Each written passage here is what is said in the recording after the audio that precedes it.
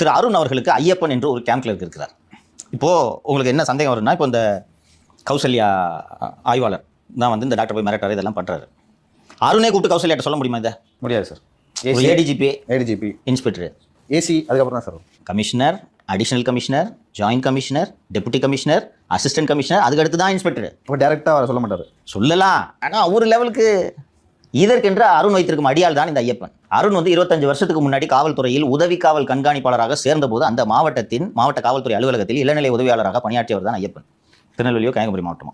அங்கிருந்து இன்று வரை அருண் எங்கெங்கெல்லாம் செல்கிறாரோ அங்கெல்லாம் இந்த ஐயப்பன் உடன் பயணிப்பார், டிரான்ஸ்ஃபர் வாங்கி கொண்டு. திரு அருண் அவர்களின் நிழலான காரியங்கள் அத்தனையும் இந்த ஐயப்பனுக்கு தெரியும். அருண் இன்ஸ்ட்ரக்ஷன் ஐயப்பன் தான் கொடுப்பாரு.